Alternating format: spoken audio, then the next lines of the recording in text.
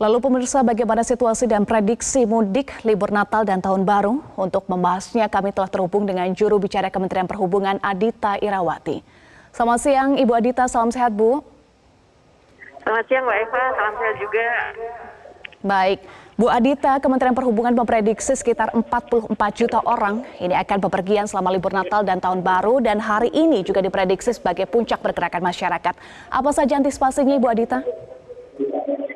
Ya, Mbak Eva, sesuai juga survei yang sudah kami lakukan, ini pelaku perjalanan selama Natal dan Tahun Baru paling banyak ini akan menggunakan kendaraan pribadi, baik roda 4 maupun roda 2 ya.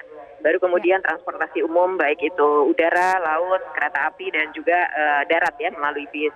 Nah, dengan adanya potensi pergerakan yang tinggi pengguna kendaraan pribadi, tentu kita akan lebih banyak melakukan fokus pengawasan ini di angkutan jalan, baik itu jalan tol maupun tol ya. Dan kami sudah berkoordinasi sangat intensif dengan pihak kepolisian maupun juga dengan kementerian terkait lainnya seperti PUPR ya. Dan juga kami bekerja sama juga dengan pemerintah daerah untuk sama-sama melakukan bagaimana pengawasannya dan antisipasi jika terjadi kepadatan. Sampai hari ini, di mana diprediksi ini menjadi puncak, termasuk juga pada tadi malam tanggal tanggal 23, kami melihat situasi masih cukup kondusif, ya. Situasi masih cukup kondusif, dan tadi pagi juga sudah mulai dilakukan rekayasa lalu lintas yang menjadi salah satu cara mengantisipasi kepadatan, yaitu dengan membuka kontraflow yang dilakukan sebagai diskresi kepolisian maupun oleh pihak jasa marga. Jadi memang fokus kami ke angkutan jalan, Mbak. Berkaca dari pengalaman Lebaran, ini juga kemacetan jalan ini harus satu hal yang memang harus kita antisipasi bersama. Baik, untuk angkutan jalan antisipasinya adalah rekayasa lalu lintas dengan salah satunya kontraflow. Lalu bagaimana dengan simpul-simpul kemacetan Ibu Adita seperti rest area? Ya, sumber kemacetan sekali lagi memang ada beberapa titik ya, yang itu disebabkan oleh kepadatan, salah satunya ketika masuk ke rest area menjadi sebuah antrian gitu. Nah, ini sama juga dengan saat mudik tahun 2022 yang lalu, kami memberlakukan juga ketentuan di rest area itu maksimal 30 menit ya. Dan juga memberikan notifikasi atau pengumuman dari jauh-jauh dari lokasi rest area ini bahwa situasi rest area saat itu sedang padat. Sehingga juga diharapkan pelaku perjalanan tidak memaksakan diri gitu untuk melakukan atau istirahat di rest area yang padat tersebut gitu ya. Meskipun sampai saat ini kami melihat rest area meskipun padat tapi masih kondusif ya, dan laporan dari lapangan mencari parkir pun juga masih bisa. Sehingga kami melihat sampai saat ini belum ada isu yang cukup berat ya untuk rest area ini. Iya. Baik, kita beralih ke jalur laut dan saat ini visualnya juga sedang ditampilkan. Salah satunya Pelabuhan Merak sempat ada kendala, Ibu Adita, kendala cuaca buruk dan sempat ada kepadatan ya. Menteri Perhubungan juga meminta kapal besar disiapkan sebagai antisipasi. Nah, apakah kapal besar sudah beroperasi hari ini? Ya, hari ini kami kebetulan juga saat ini saya sendiri sedang berada di Bakauheni ya, di Lampung, dan nanti setelah ini kami akan ke Merak juga di Banten. Jadi sampai saat ini kami melihat situasi sekali lagi masih cukup kondusif ya, sehingga beberapa hal yang memang dilakukan untuk antisipasi ada beberapa yang memang masih kami hold, belum dilakukan ya. Termasuk penyediaan kapal besar, sampai saat ini kami masih melihat dulu situasi dan kondisinya. Yang jelas memang cuaca ini menjadi sesuatu yang harus menjadi perhatian, karena juga update atau informasi dari BMKG, cuaca buruk maupun juga gelombang tinggi ini bisa saja terjadi di jam-jam tertentu. Ini tadi sudah kami bahas dalam rapat juga, kami meminta operator dalam hal ini PT ASDP untuk lebih berhati-hati ya dan tegas dalam mengelola, karena keselamatan ini faktor yang paling utama ya, khususnya dalam situasi Natal dan Tahun Baru di mana memang terjadi lonjakan penumpang. Jadi sampai saat ini Mbak, kami masih pantau terus situasinya. Ada beberapa skenario memang ya, jadi kita ada skenario merah, kuning maupun hijau. Merah ini kondisi yang paling parah ketika antrian sudah lebih dari 1 kilo. Ya, kemudian kalau kuning ini ketika antrian sudah hampir mencapai 1 kilo, dan hijau ini situasi kondusif. Jadi masing-masing tanda merah, warna tadi ada skenario dan ada langkah penanganannya. Sampai saat ini kami masih dalam situasi hijau. Jadi ini kondusif masih, gitu Mbak. Ya, untuk skenario merah antisipasinya seperti apa Ibu, dan targetnya kapal besar kapan akan beroperasi? Ya, untuk skenario merah ini ketika kepadatan sudah luar biasa, tentu akan dilakukan yang namanya buffering maupun juga delay operation itu di jalan tol menuju ke pelabuhan.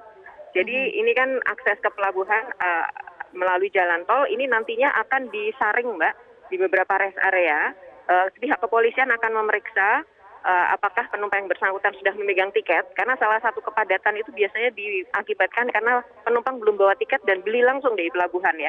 Nah saat ini kita tidak melakukan pembelian langsung di area pelabuhan, yang ada adalah pembelian online. Dan ini yang akan kami lakukan juga dan sosialisasikan di rest area sebelum masuk ke pelabuhan. Itu yang akan dilakukan, kemudian juga delay operation ini menahan arus kendaraan di parkir-parkir di rest area. Ini pihak kepolisian yang akan sangat berperan dalam hal ini. Gitu Mbak. Dan soal kapal besar, ini tentu kami akan melihat situasinya. Sampai saat ini memang masih menggunakan kapal-kapal yang masih dioperasikan seperti biasa oleh ASDP. Gitu. Baik, lalu untuk jalur udara, tadi ada laporan rekan kami sudah ada kepadatan penumpang di sejumlah bandara. Antisipasinya seperti apa Ibu Adita? Antisipasi kepadatan penumpang di beberapa bandara di Indonesia? Ya, memang ini kepadatan sudah kami prediksi ya Mbak, karena memang ada prediksi sekitar 30% peningkatan dari Natal dan Tahun Baru tahun lalu. Jadi untuk udara ini memang kami sudah minta kepada pengelola bandara, baik itu Angkasa Pura 1, 2 maupun juga dari Kemenhub sendiri, ini untuk memastikan kepadatan maupun antrian ini kalaupun terjadi, dan itu sangat wajar terjadi, itu tetap rapi ya, tetap tertib gitu. Itu yang kami mintakan. Dan tentunya salah satu caranya dengan menambah atau menurunkan lebih banyak lagi petugas Mbak di lapangan untuk bisa melakukan pengaturan dan segera melakukan antisipasi jika sudah mulai terlihat penumpukan.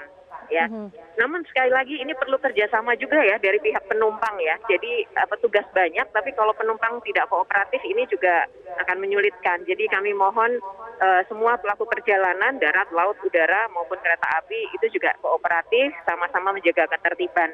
Kalaupun antri, ya itu tadi diharapkan tetap menjaga ketertiban, Mbak, mengikuti apa yang menjadi arahan dari petugas. Gitu. Ya.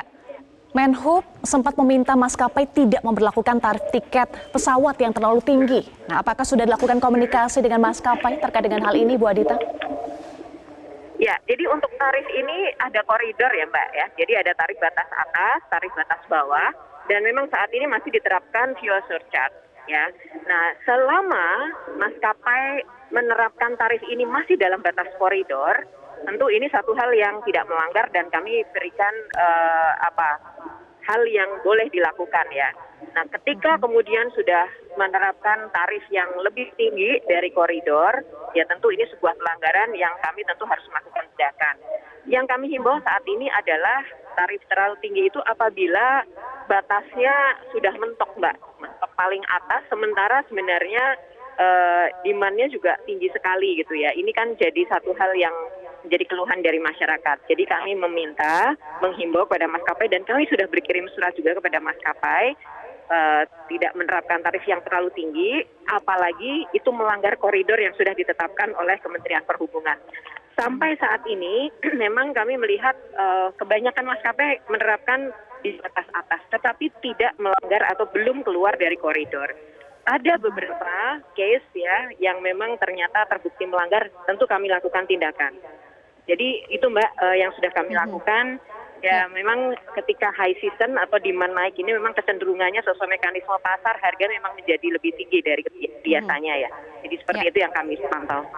Baik, berbagai skenario disiapkan, lalu apalagi upaya dari Kementerian Perhubungan untuk memastikan bahwa pergerakan masyarakat selama libur Natal dan Tahun Baru ini aman, nyaman, dan juga zero kecelakaan, Ibu Adita? Ya, tadi sudah kita bahas ya Mbak ya beberapa langkah-langkahnya. Ya, yang jelas ini bukan kerjanya pemerintah sendiri ya. Ini perlu kerjasama juga dari seluruh anggota masyarakat. Jadi apapun itu moda transportasinya, darat, laut, udara, kereta api, baik itu kendaraan umum maupun pribadi, kami melihat mari kita berperan ya masing-masing untuk supaya perjalanannya menjadi lebih lancar. Nah, yang pertama tentu kalau dari pemerintah kami pastikan supply dari armada itu betul-betul bisa memenuhi demand yang sangat tinggi. Yang sekarang ini sudah terbukti ya dari beberapa moda transportasi penumpangnya melonjak. Jadi kita pastikan itu tadi ya. Kemudian yang kedua, selain itu aspek keselamatan itu selalu menjadi hal yang utama, dan itu mengapa Menteri Perhubungan beserta stakeholders terkait itu selalu melakukan rem cek ya. Tinjauan langsung ke lapangan, memastikan semua sudah memenuhi kelayak operasian. Nah, yang ketiga, Mbak, ini juga penting melakukan sosialisasi terhadap apa-apa saja yang dilakukan, khususnya yang itu sesuatu yang di luar rencana ya. Seperti tadi, dilakukan kontraflow. Ini kan situasional ya. Kita tidak merencanakan sebelumnya, tetapi melihat situasi yang ada di lapangan, segera dilakukan. Makanya itu butuh sosialisasi secepatnya, dan masyarakat diminta juga untuk mengikuti update-nya, Mbak. Kami sudah minta kepada operator segera menyampaikannya melalui media sosial atau media lainnya agar masyarakat terupdate setiap saat. Dan yang terakhir tentu protokol kesehatan ya Mbak, karena bagaimanapun masih COVID, kita meminta juga masyarakat untuk bisa memenuhi ketentuan sudah melakukan vaksinasi booster. Ya, dan tentunya juga protokol kesehatan menggunakan masker, kami rasa itu masih penting untuk kita lakukan saat ini. Itu Mbak Eva kira-kira yang baik Ibu Adita. Lakukan, Mbak. Ya. Sudah berbagai langkah dilakukan oleh Kementerian Perhubungan kerjasama dengan berbagai stakeholder. Jadi harus juga didukung dengan masyarakat yang kooperatif ya Ibu Adita. Terima kasih juru bicara Kementerian Perhubungan Republik Indonesia Adita Irawati sudah bergabung bersama kami di Metro Siang. Salam sehat Ibu Adita.